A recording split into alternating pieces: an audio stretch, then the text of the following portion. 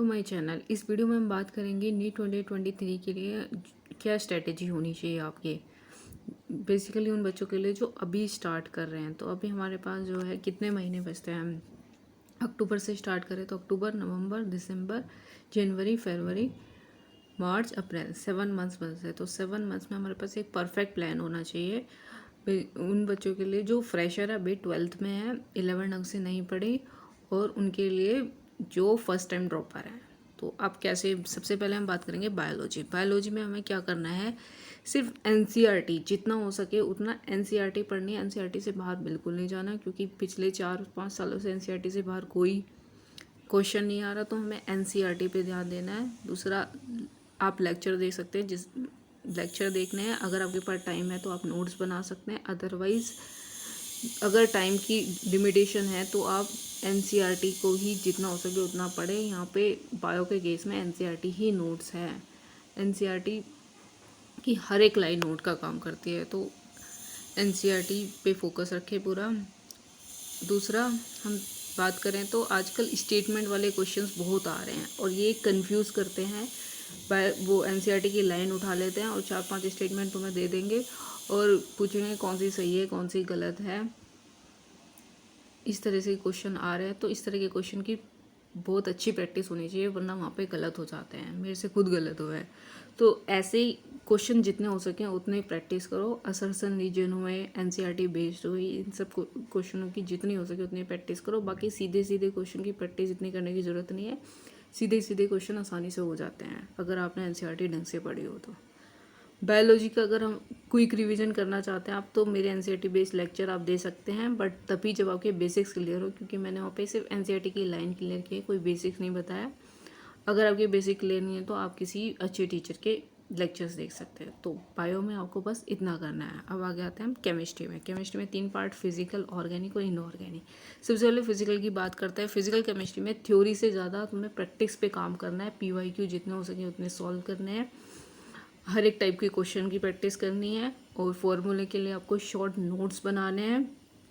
कैसे आप किस ऑर्डर में आप चैप्टर फिनिश करें फिजिकल केमिस्ट्री का, तो वो है सबसे पहले आप मोल कॉन्सेप्ट करेंगे। मोल कॉन्सेप्ट की हर एक चीज़ क्लियर करेंगे, क्योंकि मोल कॉन्सेप्ट क्लियर नहीं होगा तो आगे के चैप्टर्स में प्रॉब्लम होगी। मोल कॉन्सेप्ट हर एक चैप्टर में आता है, तो इसके लिए आप किसी का लेक्चर देख सकते हैं अच्छे से। इसके बाद आप सॉल्यूशन करेंगे। सॉल्यूशन मोल कॉन्सेप्ट से एकदम एकदम कनेक्टेड है। मोल कॉन्सेप्ट में पढ़ लिया तो आधा सॉल्यूशन तुम्हारा हो जाता है। उसके बाद सॉल्यूशन करेंगे। फिर एटॉमिक स्ट्रक्चर, इसमें कुछ भी ज़्यादा नहीं है, बहुत ही ईजी से न्यूमेरिकल्स होते हैं। थ्योरी है थोड़ी सी, बहुत ही ईजी चैप्टर है तो आसानी से हो जाएगा। ऐसे ही केमिकल काइनेटिक्स बहुत ईजी है। फिर रिडॉक्स, इलेक्ट्रोकेमिस्ट्री से पहले रिडॉक्स करें, कि रिडॉक्स की बहुत सारी चीज़ें इलेक्ट्रोकेमिस्ट्री में लगती हैं। और फिर electrochemistry, then states of matter, बहुत ईजी है ये भी। सबसे 2 डिफ़िकल्ट चैप्टर जो मुझे भी सबसे ज़्यादा डिफ़िकल्ट लगते थे वो हैं थर्मोडाइनमिक्स और इक्विलिब्रियम। इन दोनों चैप्टर में हर एक स्टूडेंट को प्रॉब्लम होती है, तो इसमें इनमें जितना हो सके उतने प्रैक्टिस करो, जितना टाइम दे सको उतना टाइम इनमें दो, तभी ये क्लियर होंगे, वरना आपको हमेशा कन्फ्यूजन रहेगी। इसलिए इनमें ज़्यादा से ज़्यादा टाइम देना है। फिर आता है सॉलिड स्टेट। सॉलिड स्टेट पूरा एनसीईआरटी बेस्ड है, बस पैकिंग हुई, फॉर्मूले ड्राइव करने, इन सब का के लिए आप लेक्चर रेफ़र कर सकते हैं किसी टीचर का अच्छे से। इसके बाद सरफेस केमिस्ट्री प्योरली एनसीईआरटी, इसमें कोई न्यूमेरिकल नहीं है, कुछ नहीं है, पूरी थ्योरी है एनसीईआरटी बेस्ड, वो करनी है। फिर आते हैं हम ऑर्गेनिक केमिस्ट्री में। ऑर्गेनिक केमिस्ट्री में सबसे पहले आपको जीओसी बहुत अच्छे से करनी है, क्योंकि जीओसी ही पूरी ऑर्गेनिक केमिस्ट्री का बेस बनाएगी आपका। इसके लिए आप किसी भी अच्छे टीचर के लेक्चर रेफ़र कर सकते हैं। अब दूसरी बात ये आती है कि बच्चे जो है आईयूपैक और आइसोमेरिज्म में बहुत ज़्यादा टाइम ख़राब कर देते हैं, तो आपको आईयूपैक और आइसोमेरिज्म में ज़्यादा टाइम ख़राब नहीं करना, क्योंकि यहाँ पे ये बहुत ज़्यादा वास्ट है, तो यहाँ पे टाइम ज़्यादा ख़राब करने से कोई मतलब नहीं है। और आइसोमेरिज्म इतना डीप में भी नहीं आता, एकदम ऊपर ऊपर से आता है, तो आपको ज़्यादा टाइम नहीं ख़राब करना है इसमें। फिर आता है हाइड्रोकार्बन से लेके फिर 12th की पूरी second book chemistry in everyday life तक आपको फिनिश कर देनी है। इसमें प्रैक्टिस और थ्योरी दोनों ही इक्वली इंपॉर्टेंट है। और ऑर्गेनिक केमिस्ट्री के लिए भी आपको एकदम एनसीईआरटी पे फोकस रखना है, एनसीईआरटी से बाहर नहीं जाना है इतना। थोड़ा बहुत जा सकते हैं अगर कोई टीचर बता रहा है तो मैकेनिज्म वगैरह के लिए, बाकी बाहर जाने की ज़रूरत नहीं है इतना। अब नेम्ड रिएक्शन और रिएजेंट्स के लिए आपको सेपरेट नोटबुक बनानी है। मैकेनिज़्म उन्हीं रिएक्शन के पढ़ने हैं या याद करने हैं जो मैकेनिज़्म एनसीईआरटी में दे रखे हैं। एनसीईआरटी से बाहर के मैकेनिज़्म बिल्कुल मत करना, वेस्ट ऑफ टाइम है। फिर पीवाईक्यू प्रैक्टिस करने हैं, जेई के हुए, नीट के हुए। जेई की भी ज़रूरत नहीं है करने की, नीट के कर लो सफिशिएंट है। फिर आते हैं इनऑर्गेनिक केमिस्ट्री। इनऑर्गेनिक केमिस्ट्री में भी बायो की तरह एनसीईआरटी पे ही एकदम फोकस रखना है। सबसे पहले आपको पीरियोडिक टेबल और केमिकल बॉन्डिंग वाले दोनों चैप्टर करने हैं। यही दोनों चैप्टर एकदम बेस बनाएंगे इनऑर्गेनिक केमिस्ट्री का। Then hydrogen, s block, p block, पूरी एनसीईआरटी बेस एनसीईआरटी की एक एक लाइन करनी है। इनके लेक्चर्स मैं अपने चैनल पे भी डाल दूँगी, वहाँ पे भी आप लोग देख सकते हैं। फिर आता है DNA block and coordination compound. ये दोनों चैप्टर जो है इनऑर्गेनिक केमिस्ट्री के सबसे ज़्यादा डिफ़िकल्ट चैप्टर होते हैं, मैं पर्सनली बिलीव करती हूँ।